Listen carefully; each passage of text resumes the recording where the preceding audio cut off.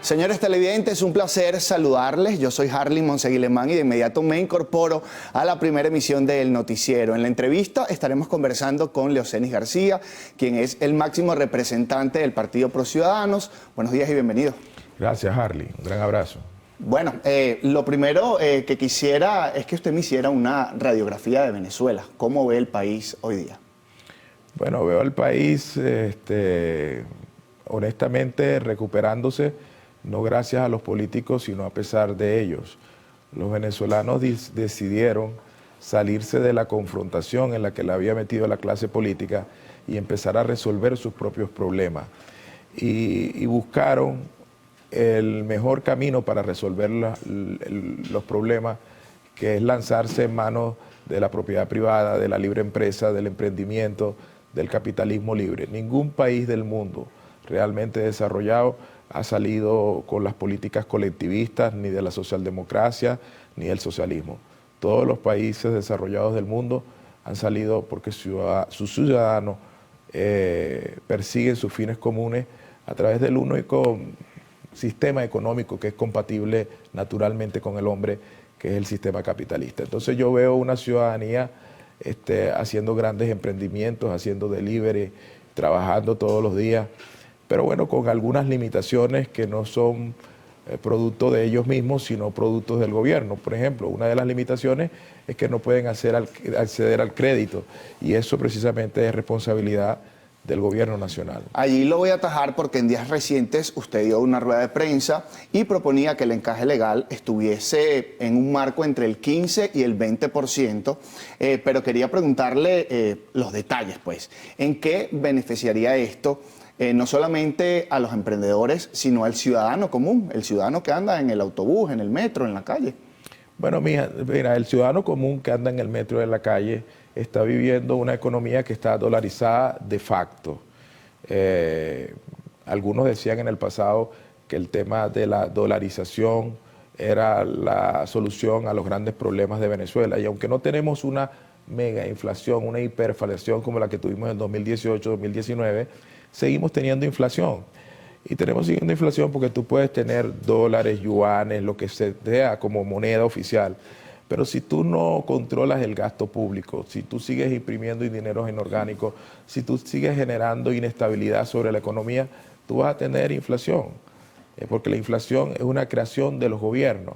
Entonces tenemos gente que está trabajando y que cobra en dólares, y que por supuesto, pues, el mototaxista que me está escuchando, el taxista que me está escuchando, el bodeguero que me está escuchando, que quiere tener un crédito para incrementar la mercancía que tiene en abasto, o para comprar una nueva moto, para comprar un nuevo carro, y que puedo pagarlo porque todos los días está cobrando 5 o 2 dólares en cada, o le ingresan dólares a la bodega, no puede hacerlo porque la banca no puede prestarle. ¿Y por qué la banca no puede prestarle? Porque en Venezuela tenemos una cosa absurda, tenemos el encaje legal obligatorio más alto del planeta Tierra.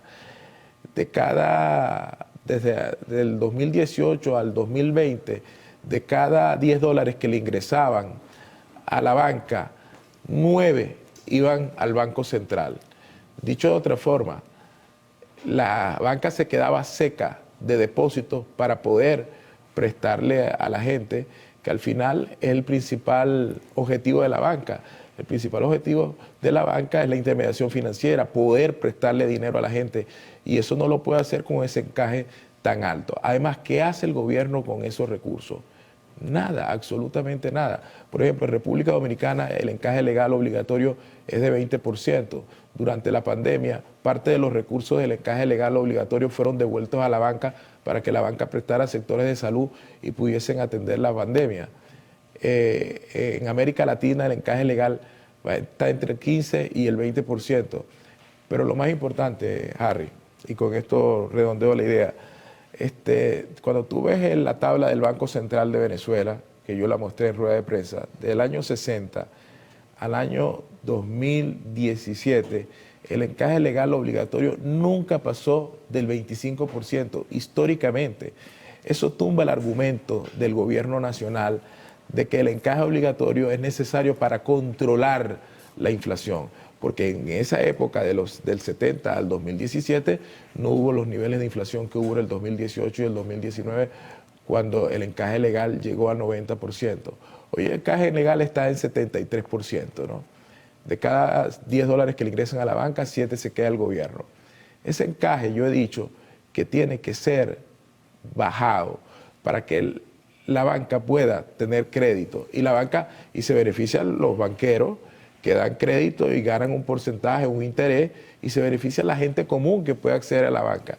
Entonces yo he dicho que ese encaje tiene que estar entre el 15 y 20%, como históricamente está en Venezuela. Ahora, usted ha hecho esta crítica en público, esta no es la primera vez, en ocasiones anteriores, pues lo ha hecho, y usted se ha reunido con algún funcionario del gobierno, del alto gobierno, para explicarle esto.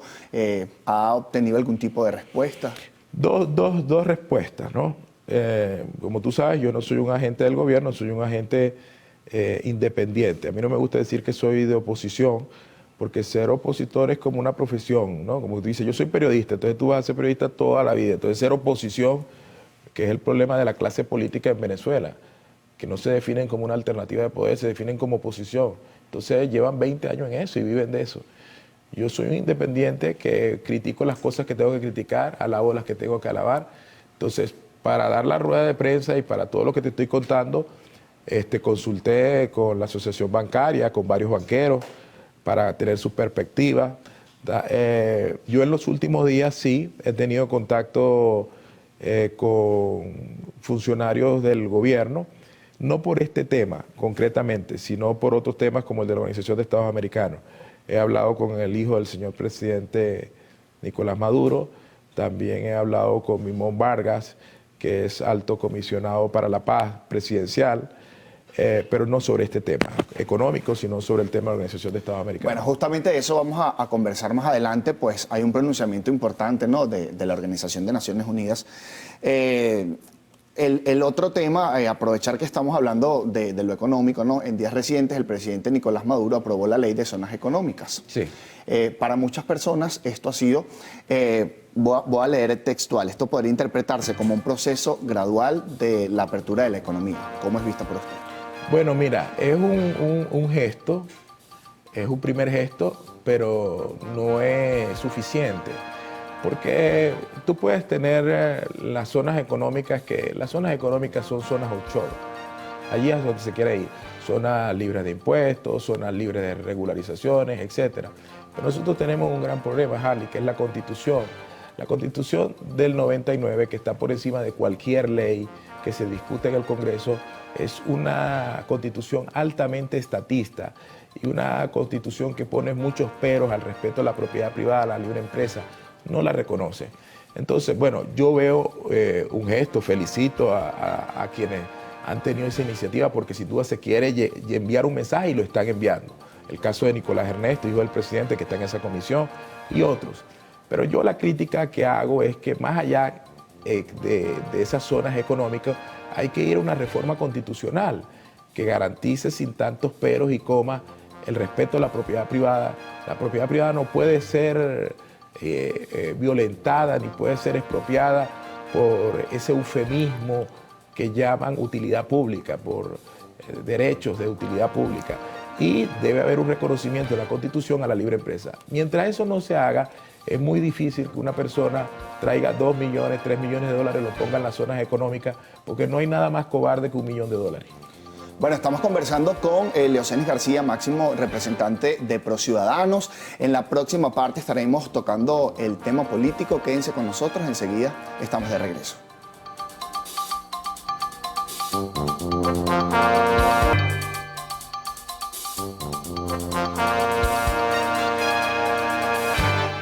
Bueno, seguimos conversando acá en la entrevista Primera Emisión con Leocenis García, quien es el máximo representante de ProCiudadanos. Justamente quedamos en abordar el tema político. La oposición ya está hablando de las elecciones presidenciales del 2024, ¿no? Sí. Usted ha dicho que ahorita mismo la prioridad de ProCiudadanos no es escoger un candidato, sí, pero sí quisiera preguntarle, dentro de sus filas, ¿hay alguna persona, algún nombre que tenga ese perfil que podría medirse en la contienda del 2024? Harley, mira, tú agarras a todos los precandidatos presidenciales, estamos a 2 años de las elecciones, sin embargo en Venezuela ya hay, no sé, creo que 30 precandidatos presidenciales. Tú los agarras a ellos y los miras, desde María Corina Machado hasta Henry Ramos, y prendes el televisor, bueno, tú eres muy joven, pero prendes el televisor en, no sé qué edad tendrías tú en el 2002. Apenas tengo 30 ahorita. Apenas tienes 30, entonces en el 2002 tenías ¿cuánto? Hay que sacar la cuenta ahí, soy malo con los números, por eso me dediqué al periodismo. Pero eras un niño. Pero tú prendes el televisor en el 2002, cuando el golpe de Estado, y miras la televisión y estaban los mismos. Leopoldo, Capriles, Julio Borges, Manuel Rosales, no sé quién, María Corina. Y ahora prendes el televisor en el 2022, 20 años después, y están los mismos que quieren ser candidatos. Primero, esa clase política está divorciada del país y no pueden llegar al poder porque ni siquiera en 20 años le han dicho, están metidos en un closet y no le dicen al país qué son. Porque yo, por ejemplo, soy un liberal, yo soy una persona de centro derecha. Yo no creo en el estatismo, no creo en el contubernio entre empresas privadas y el Estado, yo creo en la libre empresa, creo en la economía de libre mercado, creo en la propiedad privada, creo en la privatización de lo que no sirve, que en Venezuela es todo, desde la CanTV hasta Petróleos de Venezuela. Pero ellos no le dicen al país nada. Entonces, las discusiones del país, si se quiere llegar al poder, tienen que ser sobre las urgencias del país. Y yo no he visto ninguna encuesta que diga que la urgencia del país son elecciones. Las urgencias del país son económicas. La gente quiere saber sobre el encaje legal obligatorio, la gente quiere saber qué va a pasar, por ejemplo, con los 600 aviones que están paralizados en el aeropuerto porque no tienen el combustible a gas y muchos de esos aviones se utilizan para la fumigación de cultivos. Esas son las discusiones del país. Entonces, en ProCiudadanos no hay esa discusión del país. Lo único que compartimos en ProCiudadanos, tal como lo ha manifestado el diputado Timoteo Zambrano, es que en Venezuela debe haber un outsider, es decir, una mujer o hombre que no represente a esa clase política que lleva 20 años en el poder. Ahora, esto me lleva a preguntarle, ¿usted cree que se pueda lograr una candidatura unitaria? Porque si bien usted dice que todavía faltan 2 años, ¿no?, para este proceso electoral, pero es un proceso que está en puertas. Pero una candidatura unitaria, ¿para qué? Porque tú cuando ves todas las encuestas del país, por ejemplo, todos los líderes que aparecen en esas encuestas aparecen con niveles de rechazo iguales o mayores al actual presidente de la República. Dicho de otra forma, la gente no los quiere. Entonces, una candidatura unitaria, ¿sobre qué? Sobre el más querido entre los menos queridos, sobre el rechazo. Mira, en Colombia, que pasó lo mismo, surgió un outsider, un tipo que dijo, esta clase política es corrompida, esta clase política no sirve, son una partida de maleantes que nunca han trabajado. Y entonces llegó, para mí el fenómeno político en Colombia no es Petro, que llegó a ser presidente. Para mí el fenómeno político es un tipo que tenía 0% en las encuestas, que era un empresario de Bucaramanga y sacó 10.200.000 votos, que es... ¿cómo se llama este señor? Ahora, yo me pregunto, si está dentro de, tomando en cuenta la cultura del venezolano, ¿no? Si hay posibilidades, mejor dicho, de conseguir a esa persona que no represente a ninguna de estas caras visibles de la oposición. Sí, claro. ¿Y cómo se haría eso? ¿De qué forma? Eso se haría de una manera muy sencilla. Primero, los medios de comunicación tradicionales y los no tradicionales tienen un gran papel, que es permitir que otras voces se escuchen. Por allí hay mujeres, hombres, que andan discutiendo no quién es más simpático, ni quién se pone el mejor flu, o quién camina a la montaña y se toma un selfie, sino el proyecto de país. Por ejemplo, para mí es inconcebible, en lo personal, pero yo estoy inhabilitado políticamente, medirme con los representantes de la socialdemocracia. Porque ¿qué voy a discutir yo en una primaria con los representantes de la socialdemocracia? Que defienden el estatismo, que defienden la economía mixta, que defienden el contubernio entre el Estado y los privados, que defienden controles económicos. Yo no defiendo en eso. Yo defiendo una economía libre. Entonces yo creo que lo que se le tiene que permitir al país, que el país decida sobre el modelo. Ahora, ¿cuál es el gran problema de la oposición? que el modelo, la oposición está metida en un closet y no dice qué defiende desde el punto de vista económico. Ya el gobierno se definió. A mí me cuesta en los últimos días criticar algunas medidas del gobierno porque son correctas, porque son medidas liberales. Y Venezuela es un paciente enfermo. Y es un paciente enfermo terminal, que necesita una quimioterapia para poder avanzar. Y esa quimioterapia se llama una receta liberal en lo económico, que quiere decir cero controles sobre la economía, cero controles sobre el dólar, privatizaciones, apertura económica. Algunas de esas las está intentando el gobierno de manera muy lenta, porque el presidente Maduro está haciendo su propia perestroika, su propio viraje dentro del gobierno. Usted ha repetido en diversas oportunidades que el diálogo es muy importante, Sí, claro. sin importar cuáles son las partes que se reúnen. Dentro de la oposición habrá un espacio para una mesa, y cuando hablo de la oposición me refiero a la plataforma unitaria y a partidos como ProCiudadanos, partidos como el MAS, partidos como COPEI o Acción Democrática, porque incluso recientemente Acción Democrática decía que envió un comunicado a la plataforma unitaria para sentarse a conversar, porque ellos sí están bien pendientes de este proceso electoral del 2024 y aún no habían recibido respuesta. Pero esta es una actitud que se repite desde hace mucho tiempo. Que esos políticos son unos borrachos peleándose una botella vacía, se detestan entre ellos, tienen sus intereses personales por encima de los intereses del país. Entonces yo veo irreconciliable esa postura. Ahora, lo que sí creo es que pueden haber actores internacionales que pueden ayudar a buscar una agenda común entre los diversos sectores de la oposición y el gobierno. Por eso en los últimos días yo he conversado con el secretario general de la OEA, el doctor Luis Almagro, que acaba de dar un viraje. Tú habrás leído el artículo último que publicó en redes sociales, que cuando tú le quitas lo limpias, queda una sola cosa: el llamado de Almagro a cohabitar, a convivir, a entenderse con el gobierno. Respecto a esto, me decía en el bloque anterior que conversó con el diputado Nicolás Maduro Guerra. Sí.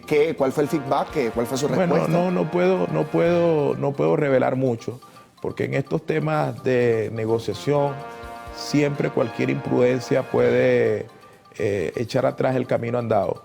Lo que sí sé es que a través de Mimón Vargas y a través del diputado Nicolás Maduro Guerra, el presidente Maduro está muy informado de las conversaciones que yo he tenido con el secretario general de la OEA, Luis Almagro, qué es lo que piensa el señor secretario general y además qué es lo que pienso yo que se debería empezar para empezar un proceso de acercamiento entre la OEA y Venezuela. Muy corto, se me está acabando el tiempo. Si nos pudiese precisar por lo menos 2 de esos puntos que usted considera que son necesarios para ese acercamiento.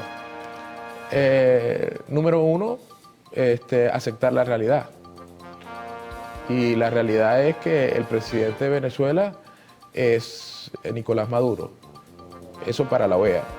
Y número 2, para el gobierno, aceptar que no hay nadie con mayor influencia en el hemisferio que el doctor Luis Almagro. El secretario general de la OEA tiene en su teléfono el número de teléfono de todos los presidentes del mundo. Y aceptar que la legitimidad al gobierno de Venezuela no la va a dar Estados Unidos, la dan sus amigos del vecindario, y sus amigos del vecindario están en la Organización de Estados Americanos. Leocenis García, máximo representante de ProCiudadanos, nos acompañó el día de hoy en la entrevista. Muchísimas gracias. Gracias a ti, muy inteligente. Señores televidentes, ha sido un verdadero placer acompañarles. Yo soy Harry Monseguilemán y en la próxima parte viene lo mejor del arte y el espectáculo. Quédese con nosotros.